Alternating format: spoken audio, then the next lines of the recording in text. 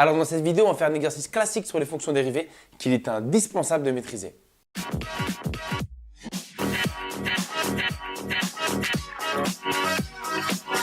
Allez, on y va, c'est parti pour la résolution de cet exercice. Donc, j'ai pas menti, on va lire ensemble sur classique cet exercice. Donc voilà, vous avez une fonction f de x égale à un certain truc et trois petites questions. La première, c'est en gros dériver f, trouver la fonction dérivée et vérifier bien qu'elle ressemble à ça. Dans la 2, ensuite, on étudiera les variations de la fonction f, c'est souvent la question qui arrive juste après avoir calculé f' de x. Et enfin, dans la 3, on va étudier l'existence d'un extrémum local. Et justement, on fera un petit point de vocabulaire sur ce mot-là. Donc on y va, on s'attaque tout de suite à la question 1. Donc, avant de dériver, c'est quoi le plus important? En théorie, c'est s'assurer que sa fonction est bien dérivable. Et oui, là en fait, si on la regarde bien, c'est une fonction quotient, donc elle est bien dérivable sur son ensemble de définitions, donc il n'y a pas de problème, on ne s'attardera pas là-dessus. Mais donc, ceci étant dit, le plus important avant de dériver, le vrai pour moi, c'est de se demander c'est de quelle forme. Bah oui, parce qu'on ne dérive pas comme on veut, on dérive suivant les formules, et même les formes u sur v, u fois v, etc. Donc quand on regarde f, c'est de quelle forme?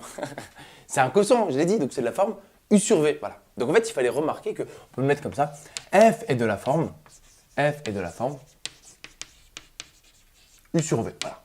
On peut le mettre comme ça. F est de la forme u sur v. Donc ensuite, il faut bien identifier, même si ce n'est pas très compliqué, qui est u, qui est v, pour ensuite bien appliquer la formule. Donc ici, on va prendre son temps, parce que bon, ce n'est pas la plus dure, mais elle est un petit peu calculatoire quand même. Donc on y va. Ici, qui est u de x? On va faire bien l'effort de ne pas juste écrire u égale, parce que c'est une petite faute de maths. En théorie, c'est comme il y a du x, on met u de x. Ici, regardez bien, comme j'ai juste mis f et pas f de x, j'ai le droit de mettre u sur v. Petite nuance de rigueur. Donc on y va. U de x, c'est quoi? C'est le numérateur. Donc c'est x carré moins 6x. Et qui est v? V, c'est le dénominateur. Et c'est donc x plus 2. Donc maintenant qu'on a identifié qui était u et v, on va calculer u' et v' avant d'appliquer la formule. Donc on y va. U' de x. Bon, je ne vais pas m'attarder là-dessus, je pense que normalement vous maîtrisez. La dérivée de x carré, c'est 2x, d'accord, de la forme x puissance n, même celle-là c'est un surclassique à maîtriser. Donc la dérivée de x carré c'est 2x, et la dérivée de moins 6x c'est moins 6. Mais puisque ça c'était une somme, donc je dérive chaque terme tout seul on va dire. Et ensuite, donc x plus 2, quelle est la dérivée de x plus 2? C'est 1. Parce que la dérivée d'une constante, c'est-à-dire d'un nombre qui fait plus ou moins, c'est 0. Et la dérivée de x, c'était 1. OK? Donc maintenant qu'on a tous les éléments, on va appliquer notre formule. Donc je te rappelle l'élément de cours, donc on peut le mettre comme ça. Pour tout x strictement supérieur à moins 2, on a donc f' de x égale, avant de calculer, je vais mettre en fait la formule que tu as dans ton cours, comme ça toi aussi on pourra bien l'utiliser. Donc c'est quoi? C'est u' fois v, donc u' de x fois v de x. Et là attention, je prends un petit jus de couleur, moins v'(u). Donc moins v' de x fois u de x. Et le tout sur v carré. Donc le tout sur v de x, allez des petits crochets au carré. C'est embêtant celle-là parce que quand on fait l'effort de rigueur, on l'aime pas parce que déjà qu'elle n'est pas très jolie. u'v moins v'(u) sur v carré. Si en plus on rajoute des x, voilà. Mais voilà, il faut ce qu'il faut pour que ce soit joli, pour pas qu'il y ait de petites fautes quand tu rédiges. Un petit point, voilà, j'ai bien mis le moins en rouge parce qu'à ne pas confondre la dérivée du quotient u sur v avec la dérivée du produit u fois v. Parce que quand on dérive u fois v, le produit, il y a un plus qui sort.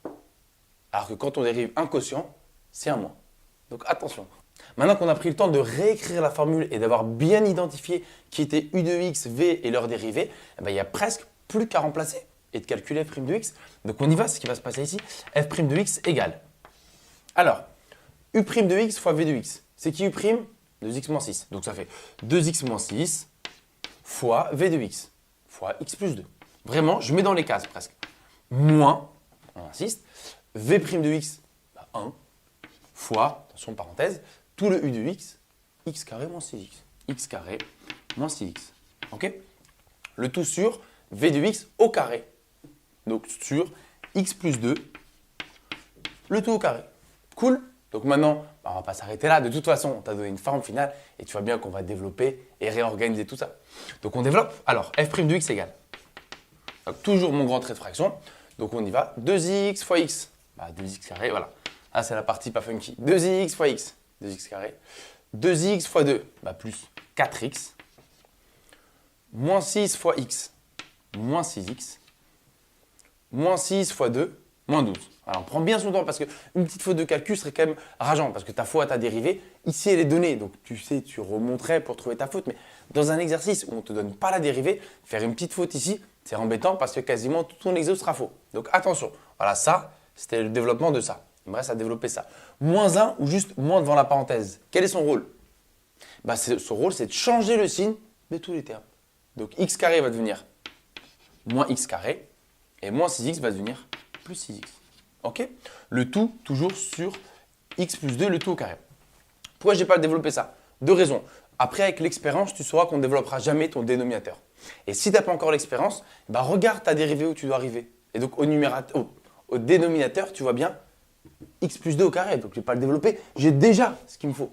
Donc, on laisse tranquille et on est bien. Il ne reste plus qu'une étape. Donc, on va commencer à mettre la future conclusion. Donc, pour tout x strictement supérieur à moins 2, parce que c'est comme ça qu'on me l'a formulé, et c'est bien de reprendre la formulation d'un énoncé, virgule, f' de x égale. Donc, en bas, on est toujours sur x plus 2 le tout au carré. Et en haut, alors, l'équipe en x carré, il y a quoi? Il y a 2x carré moins x carré. Donc, il en reste un seul. Donc, il reste x au carré. L'équipe en x, on va essayer d'être smart un peu, regarde. Moins 6x avec 6x. Il s'élimine. Ça se simplifie. Donc, ça fait 0. Il reste finalement juste plus 4x. Et il n'y a que moins 12 qui reste tout seul. Moins 12. Ok. L'équipe des nombres, j'ai envie de dire. Et voilà, j'ai trouvé ma dérivée. F' de x, ça fait ça. Et on regarde, yes, on a la même chose. On a bien trouvé f' de x. Alors, on s'attaque maintenant à la question 2. On la lit et on la fait ensemble. La question est étudier les variations de f sur moins 2 plus infini, moins 2 ouvert. Et la première question que je te pose, comment est-ce qu'on fait pour étudier les variations d'une fonction? Maintenant qu'on est en première et qu'on a vu les fonctions dérivées, d'accord? Comment est-ce qu'on étudie les variations d'une fonction? En fait, pour trouver les variations de la fonction, il faut étudier le signe de sa dérivée, le signe de f' de x. Oui, parce que le résultat, tu le connais, c'est que si f' est positif, si f' plus, ça veut dire quoi pour f? Qu'elle est croissante. Donc le signe donné, en plus, c'est dans le même sens, dans le sens normal, j'ai envie de dire. C'est-à-dire f' plus, f croissante. f' moins, f décroissante. Voilà. Donc une fois que tu as f' entre les mains, tu vas trouver le signe de cette dérivée, de cette fonction dérivée. Et ensuite, on va mettre le tout dans un joli tableau. Et on aura les variations de f. Donc c'est vrai qu'en fait, faire cette question, ça revient en fait à déterminer le signe de cette expression-là. Et d'où les chapitres du début de l'année de seconde. Ok, donc maintenant, seconde question. Comment je trouve le signe de ce truc-là? En fait, il faut diviser. Il y a deux équipes. Il y a le numérateur et le dénominateur. Il y en a un des deux qui est facile. Et c'est ce que j'ai dit vite fait tout à l'heure quand j'étais en train de dériver. C'est que le dénominateur ici, comment on peut le caractériser? C'est quoi? C'est un carré, c'est un truc au carré. C'est une quantité au carré. Or, quel est le signe d'un carré? Toujours positif. Donc ici, mon dénominateur, comme c'est un carré, est toujours positif. Et rappelle-toi, en quatrième, ce qu'on a vu, c'est que quand tu as un quotient ou un produit, si tu as un nombre positif, il n'influe pas sur le signe. C'est que les moins qui ont un impact sur le signe. Ce n'est pas les plus. Donc ici, dans ton quotient, comme le dénominateur est toujours plus, le signe de f' dépend uniquement du numérateur. Voilà. Ça, c'est une phrase très jolie à mettre sur ta copie à chaque fois. Donc on y va en fait. X plus, on va l'écrire comme ça. X plus 2 au carré est strictement positif sur quel intervalle on est? Moins 2 plus infini. Parce que petite nuance, en fait, un carré est toujours positif ou nul. Parce que 0 carré, 0. Mais ici, on est sur moins 2 plus infini. Moins 2, il n'est pas pris. Donc x ne peut pas être égal à moins 2. Donc mon carré ne peut pas être égal à 0. Ouf! Parce que sinon, on diviserait par 0. Tu vois, donc finalement, tout se goupille bien. Donc tout ça pour te dire que ici, ton dénominateur est un carré, il n'est même pas nul. Donc il est strictement positif. Donc finalement, le signe, ça c'est une très belle phrase à prendre par cœur, le signe de f' de x est celui, voilà, c'est une autre façon de dire, est celui de son numérateur. De son numérateur. Donc pour trouver le signe de f' de x, je vais étudier juste son numérateur. De son numérateur, et je l'écris, c'est qui? C'est x carré plus 4x moins 12. Voilà. Donc plusieurs façons de le dire, le signe dépend exclusivement, uniquement, ou le signe de f' est le même que celui de son numérateur. Bref, choisis la façon que tu veux, mais mets-le sur ta copie. Ok, donc ça veut dire quoi? Que pour trouver le signe de f', il n'y a plus qu'à étudier le signe de ce truc-là. Et ça, t'as reconnu qui c'était? C'est un trinôme du second degré. Comment j'étudie le signe d'un trinôme du second degré? Eh bien, notre ami delta. Eh bien oui, c'est lui. Donc là, maintenant, voilà, on se rappelle notre petite formule, on y va. Delta, c'est quoi? B carré moins 4AC. Si t'as un petit peu oublié, là, je mets un petit bonus pour toi. Ici, A égale 1, B égale 4 et C égale moins 12. Et delta, bon allez, c'est B carré moins 4AC. Bon allez, parce que je le remets. Normalement, je ne le remets pas. Delta, c'est B carré moins 4AC. Maintenant qu'on les a, on va tranquillement calculer un delta. Donc, B, c'est 4. Donc, ça va faire 4 au carré moins 4AC. 4 fois 1 fois moins 12. Donc, calculatrice ou de tête. 16 moins plus 48. 16 plus 48, ça fait 64. 64, yes! Pourquoi suis-je content? Il est positif et donc 64, c'est un carré parfait. Donc, il y a des chances pour que je ne me sois pas trompé, numéro 1. Et numéro 2, dans les calculs, ouf, ça va pas être des calculs hyper embêtants. D'accord? Donc, ça veut dire quoi, delta strictement positif? Ça veut dire qu'il y a deux solutions et qu'il y aura une certaine règle pour le signe. Parce que nous, on veut le signe de ça. On veut le signe de ça. Donc, il y aura une certaine règle. Première racine de mon trinôme, x1. x1, la formule, c'est moins b moins racine de delta sur 2a. Moins b, b il fait 4, donc moins b c'est moins 4, moins racine de delta, racine de 64, sur 2a, 2 fois 1, allez, je vais mettre 2 fois 1. Voilà, là je vais tranquillement. Donc x1 égale moins 4, moins 8 sur 2. Donc là je vais me permettre de faire un petit 2 en 1. Moins 4, moins 8, ça fait donc moins 12. Moins 12 sur 2, ça fait moins 6. Oh, ok. La première solution, c'est moins 6. Maintenant, je vais aller chercher la deuxième. Donc, c'est la même, sauf que le signe change. Donc, c'est moins b plus racine de delta sur 2a sur 2. Donc, x2 égale moins 4 plus 8 sur 2. Donc, moins 4 plus 8, on est à 4. 4 sur 2, ça fait 2. Okay. J'ai bien trouvé mes deux solutions. Maintenant, je vais pouvoir faire, étudier bien le signe de ça. Parce que le signe de ça, c'est précisément le signe de f'. Et c'est pour ça que ma phrase, en fait, elle était magnifique. Non, mais écrire cette phrase-là. Parce qu'en fait, écrire que le signe de f', c'est uniquement le signe du numérateur, ça me permet de ne pas avoir à écrire toutes les lignes. Regarde, parce que si je fais le tableau x, ici, il va de moins 2 à plus l'infini. D'accord? Je vais le mettre plutôt par là. Il va de moins 2 à plus l'infini. Si je n'avais pas écrit ma fameuse phrase, c'est que j'aurais dû mettre le signe du numérateur, je tire un trait, le signe du dénominateur, je tire un trait, et le signe de f'. Mais moi, j'ai dit qu'en bas, c'était que plus. Donc le signe de tout le f', c'est uniquement le signe du haut. Donc je vais mettre directement ici f' de x. Et en fait, moi, je sais que le signe de f', c'est uniquement le signe de ça. Enfin, moi, je le sais, mais même le correcteur, vu que je lui ai dit. Bon, j'espère que j'ai assez insisté là-dessus. Ok, et là, c'est un petit peu chaud. Pourquoi? Parce que, en fait, le signe de ce trinôme, il est sur R, en fait. Mon infini plus infini. Donc en théorie, il faudrait mettre tes racines. C'est quoi les deux racines? C'est moins 6 et 2. Sauf que moi ici, moins 6, il ne rentre pas dedans, vu que mon ensemble de définition, il part de moins 2. Donc d'ailleurs, moins 2, valeur interdite, il part de moins 2. Donc le moins 6, il n'a pas sa place. Donc on va essayer de faire un petit effort cérébral, de en fait trouver dans quel cadre, enfin tu vois, on va pouvoir trouver le signe que là-dessus, sans avoir à l'écrire sur tout R. Donc, ici il y a 2. 2, c'est une racine de mon trinôme, d'accord? Donc c'est-à-dire quand x vaut 2, eh ben, mon numérateur vaut 0, autrement dit, f' vaut 0. Parce que 0 sur un truc, ça fait 0. Okay. Et donc, pas oublier, ce que je l'ai dit, mais je ne l'ai pas écrit, que moins 2, en fait, c'est une valeur interdite. Hein, d'accord? C'est vrai que je l'ai dit, mais j'aurais dû le mettre tout de suite, parce que mon ensemble de définition, c'est moins 2 ouvert. Donc, x ne peut pas être égal à moins 2. D'accord? C'était important de le mettre dès le départ. Petite faute de ma part. Bon, bref, on y va. 2 et racine. Et c'est là où maintenant, voilà, il faut que tu me suives pour bien comprendre, en fait. Il faut voir dans quel cas, ce tableau-là, sur moins 2 plus l'infini, c'est une partie de si je le faisais sur R. Donc, comment est-ce qu'on fait pour trouver le signe d'un trinôme? Il faut regarder le signe de A. Ici, A, il vaut 1. D'accord? Mon trinôme est du signe de A à l'extérieur des solutions, à l'extérieur des racines. Donc, mon trinôme, autrement dit f', sera positif, je vais mettre plus, parce que A, il est plus, à l'extérieur des solutions. Et les solutions, les racines, c'était moins 6 et 2. Donc, à l'extérieur, je suis plus. Donc, voilà, ça c'est moins 6 et par là, si j'ai fait tout le tableau. Donc, à l'extérieur, je suis plus. Autrement dit, là, c'est plus. Et ici, il fallait bien comprendre qu'on est entre les deux racines. Ici, on est entre moins 2 et 2. On est bien entre moins 6 et 2. Donc, c'est bien moins. La règle, c'est que mon trinôme est du signe de A à l'extérieur des solutions. Donc, 2 plus l'infini et moins 6 moins l'infini, s'il y avait. Mais comme ici, mon tableau, il part que de moins 2, voilà, c'est pour ça qu'il faut que tu arrives à le faire que sur un intervalle plus petit.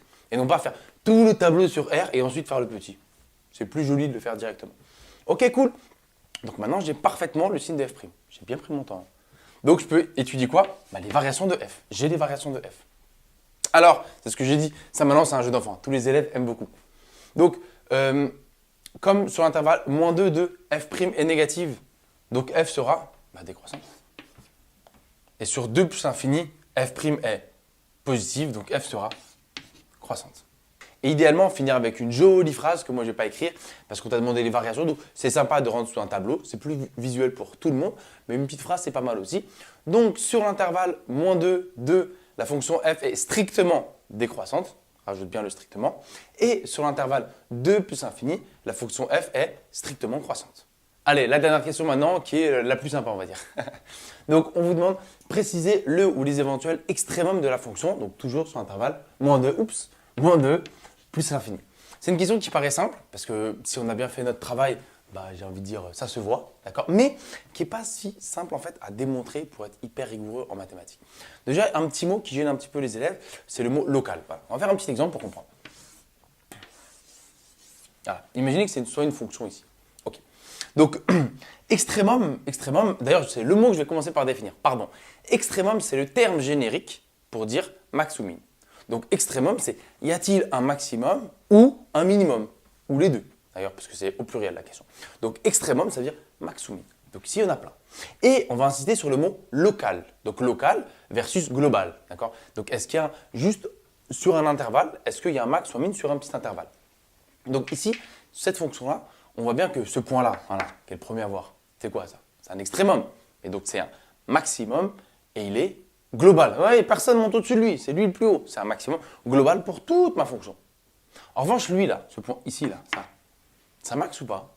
Bah oui, c'est un maximum, mais ce n'est pas le plus fort, ce n'est pas un maximum global. C'est juste un maximum local. Parce qu'on peut trouver un intervalle, je ne sais pas, du style entre ici, entre là et là, il existe un intervalle sur lequel ce point-là, c'est le plus haut. Voilà, ça veut dire local. C'est, y a-t-il un intervalle centré en ce point pour lequel ce point-là est le plus haut ou le plus bas.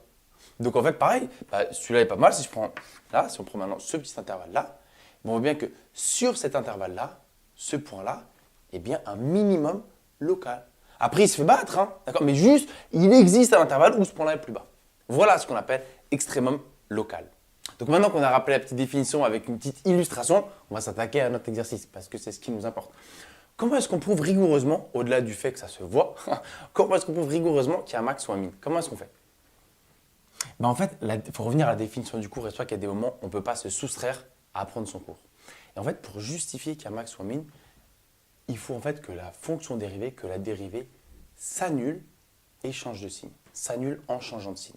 Si la dérivée s'annule en changeant de signe, alors il y a un extrémum local pour la fonction. Et oui. Donc on va mettre cette phrase, on va faire l'effort. Voilà. En 2, c'est-à-dire quoi? Au point d'abscisse 2, virgule, f' de x s'annule en changeant de signe. Elle s'annule en changeant de signe. Et ça, c'est la définition même, ce qui permet de justifier qu'il y a un extrémum. Donc, la fonction f admet un extrémum local. On peut mettre point virgule, c'est quoi? C'est un max ou un min? C'est un minimum. Donc après, pas besoin de dire comme c'est de moins à plus. Voilà, après on peut le dire quand même directement à l'extrémum local de point virgule. Voilà, c'est un minimum. Voilà. 2 points, un minimum. Après, à toi de trouver la tournure de phrase qui te plaît plus. D'accord. Et ensuite, on va préciser sa valeur. Donc alors attention. Et c'est là où faire attention au vocabulaire. 2, c'est pas le minimum. En fait, c'est l'endroit où il y a mon minimum. Mais mon minimum, il vaut combien? Genre en euros, il vaut combien? Parce que 2, c'est là, pour quelle valeur de x y a-t-il le minimum? Mais donc sa valeur, c'est ça sa valeur. Et ça, c'est quoi ça? Ça, c'est f de 2. Donc voilà, on va prendre quelques instants pour aller au bout du calcul. Et donc, il vaut, sa valeur, c'est f de 2. Donc on va le calculer ici. On va calculer f de 2. D'accord? Donc on reprend ce que valait f de x et on le calcule rapidement. Donc ça fait quoi? 2 au carré moins 6 fois 2 sur 2 plus 2. Donc 4 moins 12 sur 4. Donc 4 moins 12, ça fait moins 8. Moins 8 sur 4, moins 2. Voilà. Et donc on peut finir avec une petite phrase. Donc la valeur, pour être parfait, la valeur de ce minimum est moins 2. Donc en fait, le minimum, quand j'ai bien fait mon tableau de variation, il se voit. D'accord? Bah oui, il est là, votre minimum. D'accord, très bien, mais on ne peut pas dire parce qu'on voit ou d'après le tableau, c'était un peu sec. Surtout que tu viens de le faire en première. Donc il faut bien montrer que tu connais ton cours. Et c'est quoi ton cours? C'est qu'en 2, au point d'abscisse 2, la dérivée s'annule et change de signe. Voilà ce qui me permet de dire qu'il y a un extrémum local. Après, oui, ok, tu peux dire c'est un minimum. Et donc la valeur de ce minimum, c'était donc f de 2 qu'on a pris le temps de calculer.